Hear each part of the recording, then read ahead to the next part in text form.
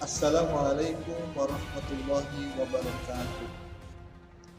Teman-teman kelas 5A Abdurrahman bin Auf yang dirahmati Allah Subhanahu wa taala, kita lanjutkan materi kita di pelajaran sirah atau sejarah kebudayaan Islam, masih di bab 1 keperwiraan Rasulullah Shallallahu alaihi wasallam. Kali ini yang akan kita bahas adalah tentang perang Khandaq. Perang Khandaq atau perang Parit. Perang Khandaq terjadi bermula dari kebencian kaum Yahudi terhadap agama Islam yang dibawa Rasulullah SAW berkembang dengan cepat di Madinah.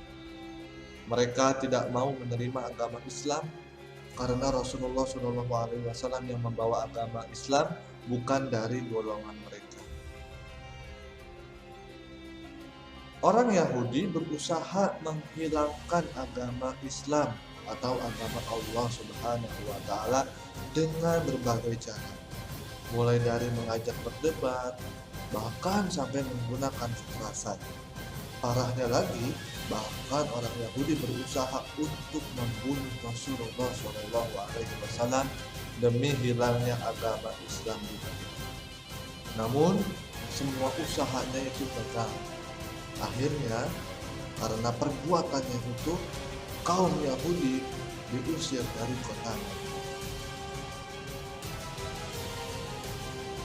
Setelah pengusiran tersebut, kaum Yahudi masih tidak terima dan terus berusaha melawan umat Islam serta Rasulullah SAW.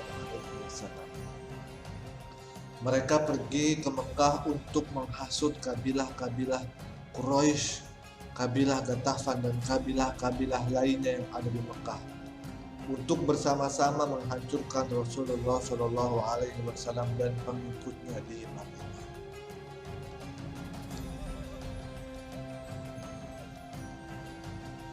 Hasutan kaum Yahudi terhadap kabilah Quraisy dan kabilah-kabilah lain di Mekah berhasil. Mereka akhirnya membuat pasukan yang sangat besar yang melibatkan lebih dari 10.000 personel dari kabilah-kabilah di Arab. Maka dari itu, perang Khandaq disebut juga dengan perang Ahzab atau persekutuan golongan-golongan. Dari sisi umat Islam, Rasulullah SAW selalu waspada dan memohon petunjuk kepada Allah Subhanahu wa taala.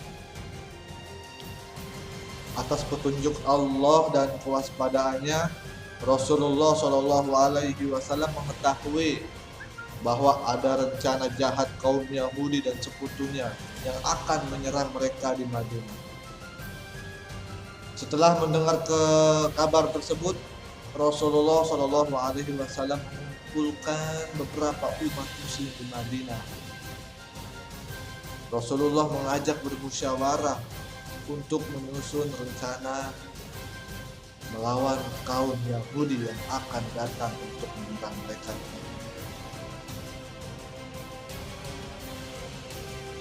Akhirnya, di dalam musyawarah tersebut tercetuslah untuk menggunakan sistem Khandaq atau Parit, yang mana ide Khandaq ini diusulkan oleh Salman Al-Farisi.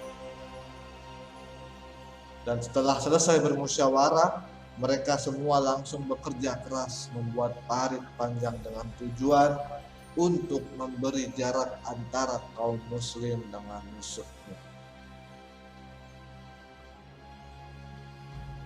Dalam perang Khandaq,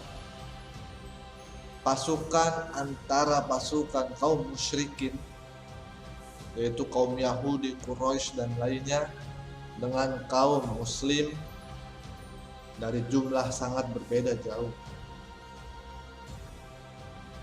Pasukan kaum Yahudi dan sekutunya berjumlah 10.000 orang yang dipimpin oleh Abu Sufyan. Sedangkan pasukan dari kaum muslim berjumlah 3.000 yang dipimpin langsung oleh Rasulullah SAW.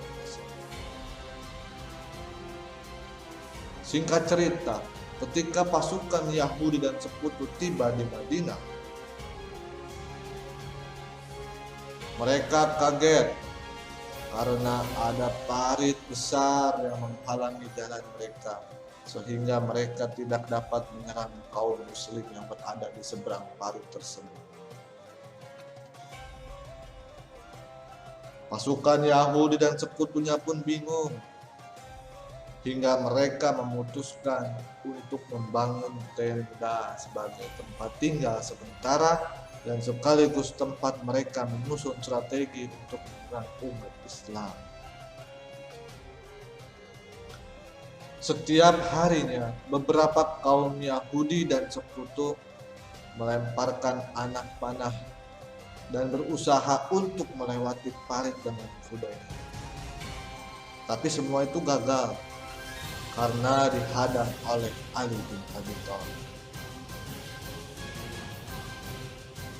Hingga di suatu hari suasana mencekam karena pasukan Yahudi dan sekutunya melakukan pemberontakan di dalam parit.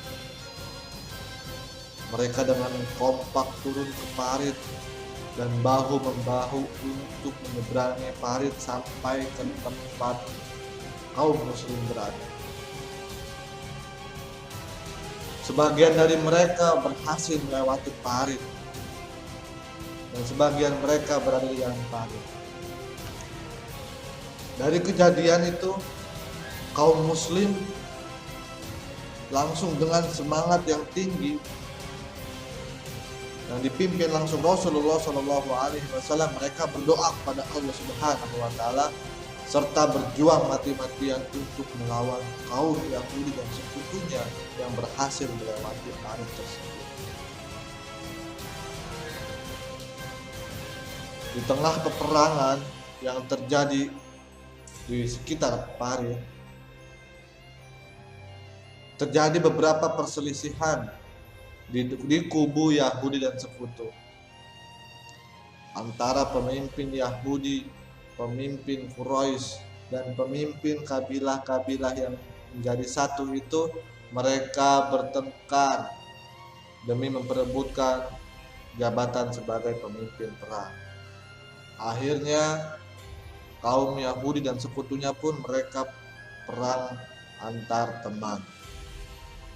Dan selain itu Allah menurunkan azab berupa hujan dan angin kencang yang menyebabkan hancurnya tenda pemukiman mereka.